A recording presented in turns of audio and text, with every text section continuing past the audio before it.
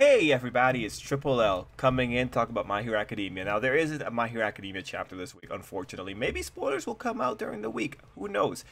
But we do have something relatively cool, and that is an interview from Horikoshi. I was told about this last week by a wonderful commenter, and then we went and we found it, so we can talk about this little interview here.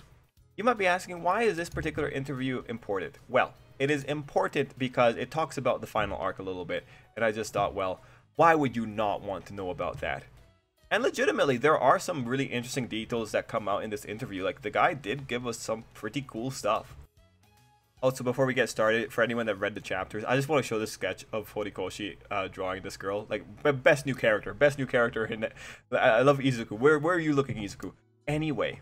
Okay, so without further ado, let's just get right into it. The Jump Giga Spring 2021 interview.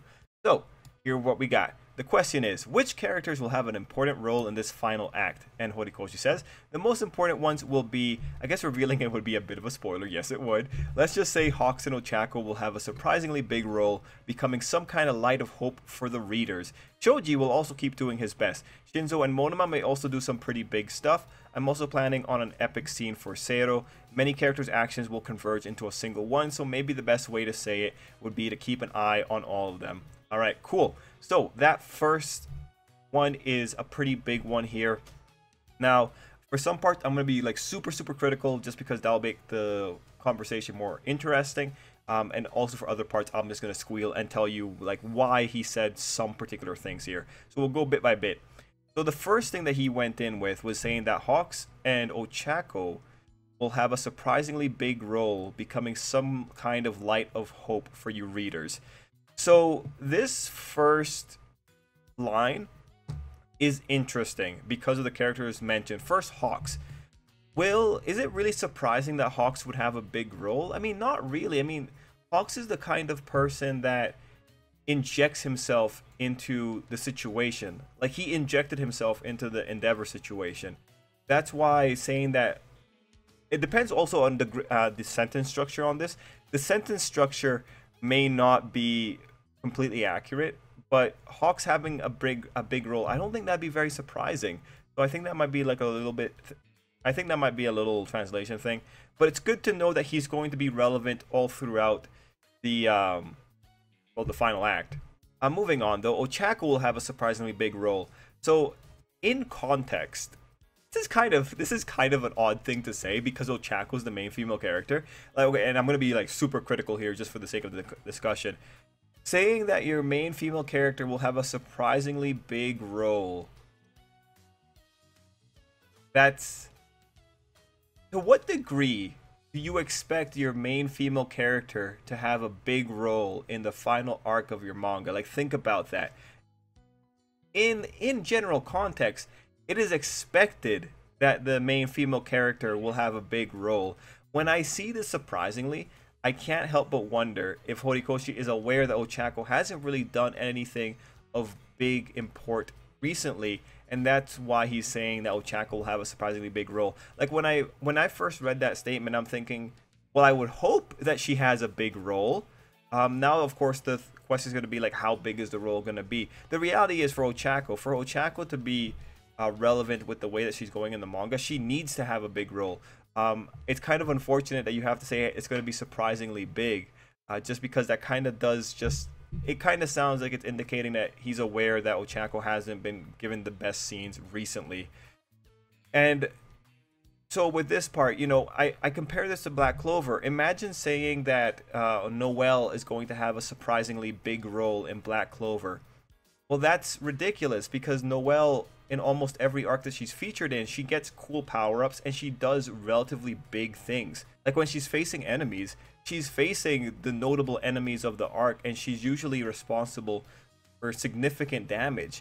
If the Black Clover author had come out and said that Noelle will have a surprisingly big role in the final arc, that would be ridiculous because Noelle already has such significant roles everywhere else that you'd be thinking like, holy crap, is she gonna save the world kind of thing? And that just says to the difference between the two main female characters.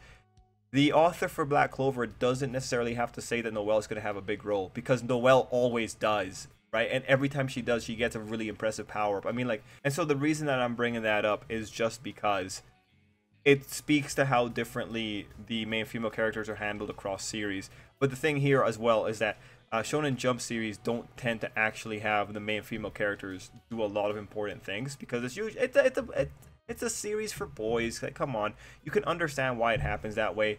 So overall, with this line, I'm very excited, knowing that he knows that she's gonna have a big role. Like, yeah, you know, relative to the rest of the manga, that doesn't really say much. But it's still good to know that he has her in mind, because she does need a big role. And then we go into the next line. She becomes a light of hope for the readers. If she becomes a light of hope with the readers along with Hawks, that means things are going so bad that you need to be dark enough to be able to see that beam of light, right? I am terrified. And I'm not terrified because it's going to be Ochako bringing in the light of hope. I'm terrified that there has to be a light of hope in general. So whenever the things seem like they're at their darkest, I'm going to assume that Ochako is going to make a big difference. Now, I do hope that that big moment is going to be Ochako doing something on the battlefield instead of being emotional support. I really hope that the light of hope is not going to be Ochako picking Izuku up after he's broken, after like All Might dies or something like that. I hope it's going to be maybe Ochako working shoulder to shoulder with other heroes, coming in clutch. Maybe she taps Shigaraki and sends him into the sky at the worst possible moment for Shigaraki. Maybe it's something like that, because that would be really, really neat. I would enjoy that quite a lot. We move on. Horikoshi says Shoji will also keep doing his best. So if you watch the videos, you know that I've said before that one of the plot lines we need to see is Shoji. Now, here is the funny thing about this line. When's the last time you saw Shoji do anything? Like, the last big critical Shoji moment was, I guess you could say Shoji was in Class 1A versus 1B, but did he do anything of note for the war arc? No, not really. No. Yeah, what has Shoji done? Like, one of Shoji's big failures is letting Bakugo and Tokoyami get kidnapped, because you have the guy with multiple eyes not making eyes to look behind them. So with Shoji also keep doing his best, this line here, we haven't seen him doing his best. He's doing about as much as Sato and Anima are doing. This line here is specifically because the author is saying, I remember that we have a Shoji plot line coming. So Shoji will also keep doing his best. That's in reference to the plot line. Good to know that that's still in the works. Shinso and Monoma may also do some pretty big stuff. Now, what's significant here is that Shinso is being lauded with Monoma first. It's good to know we're going to have a follow-up to Shinso. People are really worried about that, so it's great to know that that's coming. Also, since we're talking about interviews, in the My Hero Academia art exhibition, there's been reports that there is one final piece of Class 1A, and Shinso is in that piece, which indicates that Shinso is going into Class 1A, so that's pretty cool. Anyway, Shinso and Monoma doing some pretty big stuff. It's important that Monoma's brought up, because Monoma was skipped out during the war arc, and when you have Shinso and Monoma together, that's important because, to me, Shinso and Monoma get along very well. Monoma has a significant friendship with Shinso, because Monoma speaks to him in a way that no one else does. So it's really good to see the two characters lauded together. When I see Shinso doing some pretty big stuff, I really hope that's Shinso revealing who the traitor is, because his power would just allow for traitor reveal so easily. But if it's going to be something in the combat field, great. Now, with Shinso and Monoma being brought up, it really does feel to me like this is Attack on UA. It feels like we're going into UA, and that's where we see all the kids being brought up. If we're talking about other people, I recall hearing from one of the volume extracts that Class 2A specifically, well, they would now be Class 3A. One of Aizawa's past students is also going to have a scene in the future. And this really does feel like it would be Attack on UA. I feel like Attack on UA is pretty close to the climax of Hero Academia in terms of the final arc. I think it would be really neat. We have an epic scene for Sero. Again, another UA student. It would make sense if we have one of the final battles occurring on the UA premises, because that's where a lot of these characters would have the opportunity to come out. He says many characters' actions will converge into a single one. And actually, that's pretty cool, because that keeps up with the theme of Hero Academia, where you have many people trying to apply effort to one situation, and when all those things come together, they're able to get a little bit of victory. If you look at Hero Academia, it's about multiple efforts coming together to get the final win. We still see that even with Izuku versus Muscular most recently. At the end of the day, it was Shindo and Izuku coming together to take down Muscular without Izuku having to kill himself, kind of thing, right? It's because of Shindo's shaking that Muscular's muscle fibers went away a little bit faster than they did. So it's things like that, right? It's always going to be people helping each other do stuff. So that's the biggest question when it comes to like the future. Here we have other questions that ask more about Horikoshi. So question was, certain characters' flashbacks were really intense. What do you have in mind when you're drawing them? This is a really good question because whenever people talk about Horikoshi's ability to depict trauma, they worry about him. I remember there's one person, I think it's Jason, commenter, who always worries like, what did Horikoshi go through to make the monstrosity that was Shigaraki and his backstory, right? So the answer is, in Hawks and Todoroki Family Past, I tried to emulate the feeling of Sion Sono's work as a director. Did not check who that was, but it's good to know that he's looking at someone else's work with no intention of reaching that level of quality, of course. When I set a goal in my mind, I start thinking, how exactly am I going to get there? Then I get in the mood and proceed to draw non-stop. If I don't plan it right, I'll just keep drawing sad stories one after another and get in a gloomy mood. So that's a routine I try to keep for the sake of mental health. Well, good to know that he draws so hardcore that he makes himself sad. So the part about planning it right, he's mentioning he plans a stop point, which I think is a really good strategy. And in terms of like this little strategy of how are you gonna get there, so when I set a goal in mind. So what he's doing pretty much is that he sets the moment and then he works towards that moment, or you could say he works backward. I'm aware of that strategy. I think quite a few people employ that strategy. Specifically, they write the scene first, and then they keep that scene in mind, and then they go back to the beginning of the story and maybe they write towards that scene. That's actually a pretty good strategy because if you have a scene in the future, you can figure out what exactly you need to drop earlier. So this kind of strategy helps with foreshadowing because now you can build towards it. For Horikoshi's particular style, if he's writing scenes with the goal of reaching a particular scene, this makes him more worthwhile to follow as a little details kind of guy. Because if he knows his scenes like even 10 chapters ahead of time, that means he's going to start seeding the scenes 10 chapters ahead of time, right? So it's good. This actually is a big deal because other authors are write it as it comes along. They kind of just write things by the edge of their chair kind of thing. Hiro Mashima from Fairy Tail will be an example of it. Like he sometimes plans things out, but most of the time he's just going with the flow of the moment. In terms of writing, this would be, I think, the architects versus the gardeners. I think is what they call the gardeners just kind of throw whatever works out, and the architects plan for a long period of time. Just different styles. It's good to know that he does goal and then work towards the goal. Let's see. Question: that one drawing from the exhibition, is it related to the story? So I believe it's this one. I believe this is the one they're talking about. One of the reputable Hero Academia translation sources on Twitter also thinks it's this one. It is most likely aesthetic, so I can't say there will be a scene exactly like that in the future. However, I drew it while keeping in mind how the relationship would develop if I explored it deeper, so it's not entirely unrelated either. So let's just take a very close look at that picture.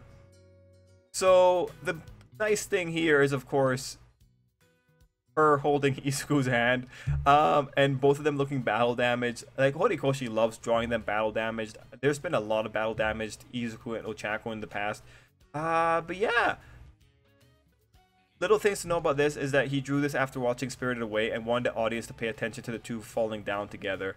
So he wants us to pay attention to them falling down together. This kind of feels like if we're going to give an explanation to how this could happen, he says it might not happen actually in the story proper, but if we want to give an explanation, it's pretty much Ochako's crying. That looks like tears of relief, so there might be a moment of relief in the future. Izuku's falling. Izuku looks battle damaged. His arm is super messed up. I could easily imagine a situation where Izuku has run out of power. He's just tired. He can't use his quirks anymore, and Ochako goes up to the sky to catch him, and that's like the tears of relief. She has her arm open, so that might be like going in for a hug kind of thing. For the Izuku Ochako shippers, come on, like that's a wonderful piece. It's clearly an intimate moment between the two. It's a moment where Ochako goes up to catch Izuku when he's done so much. Ochako also looks battle damaged, which is good because it says that she was valid during the fight. It says that she was involved at some aspect of the fight somewhere else. So overall, if we're gonna get a scene in that spirit, it's gonna be good. It's gonna be good. Interesting that it comes after Spirited Away, though. Spirited Away. Huh. Alright. Cool stuff, man. Anyway, the big thing he drew in mind, keeping in mind how their relationship would develop if I explored it deeper. I really hope he does explore it deeper. Please. Next question. Is this beginning of the final act something you planned a long time ago? The answer, I had it vaguely planned, but started to think about the specifics around Volume 21, Endeavor versus High-End fight. So if you recall, and this is, someone confirmed it for me when I was on the live stream, I think it was White Despair. Endeavor versus High-End is pretty much where he said that he was setting up things for the final arc. So if you're going to do extreme analysis, you have to start looking at Endeavor versus High-End and going forward to figure out what elements exactly are going to be in the final act of Hero Academia. Now, Endeavor versus High-End happens after Gentle, so, you know, maybe Gentle won't be that big of a factor, but then again, it comes so quickly after Gentle. I really want Gentle to be in the final fight. Honestly, I think he's going to be in the final fight, because Gentle is such a good, or like in the final arc, because Gentle is such a big deal for Izuku in general. But that's really cool to know.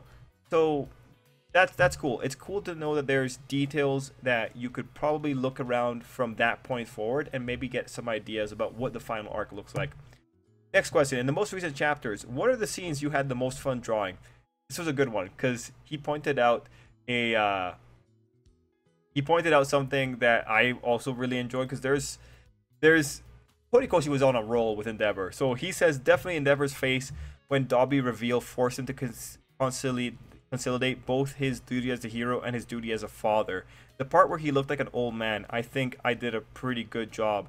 The editorial department started laughing as soon as they saw the manuscript. Well, I guess that's the expected reaction. He suddenly became an old fart. So that was cool. I think it has to be those moments where Endeavor is crying like an old man in the hospital. Like, those faces were so good, right? So I think that might be what he's referring to, because I don't remember any, like, the forced him to consolidate both his duty as a hero and his duty as a father. Endeavor looks so human in those scenes. It has to be that spot, because the forced to consolidate or reconcile, I'm not sure what that word is. Apologies. But anyway, those scenes to me happen in the hospital. Those Endeavor panels are amazing. Anyway, let's see. Which character are you having the most fun drawing? Surprisingly, Best Genus. Since his reappearance, he's been immensely fun all the time. Good to know. Have you decided on the ending? Yes, I have. The path to it has been longer than I initially expected. Always happens with Shonen Jump. Like, One Piece is famous for this. But the main elements that I've decided before the series are still the same. And that's good. When the second movie came out, we did find out that what he did for the climax of the second movie was something that he had originally planned for the story. So it'll be interesting to see if any of the elements of the second movie show up in the story here. Like, if Izuku gives away One for All just to power up a few people to take out All for One all at the same time. That would be interesting. Although, given the ramifications of One for All now, maybe he's not going to do that, ideally. And now we've reached the final act. Show some of your enthusiasm. I'll make sure to keep writing a story that the readers will enjoy. I'll do my best, and Deku will too. We'll be counting on you. So a wonderful little thing here. Overall, I think this is just... I think that first one is really great. And I think in terms of knowing his process, the second question is really great. Overall, this is exciting. This is an exciting time. I am nothing but excited. And I would love to know what you guys feel about this interview as well. Let me know if there's anything here that makes you more excited than you have any right to be. Is it Sero having a cool thing in the future? I kind of wish. He said, I'm planning an epic scene for Sero and Sugar Man. But I believe Sugar Man got a nice thing in the exhibition. If we want to talk about like other things that were going on in the exhibit, there was a nice little Bakugo and Ochako voice scene in the exhibition, I believe. Just with Ochako, well, Bakugo making fun of Ochako. You know, the Bakugo Ochako fans will always enjoy that. But otherwise, I don't think I got anything else. Guys, thank you so much for watching. This was the interview analysis. Till next time, I hope you have an absolutely great day.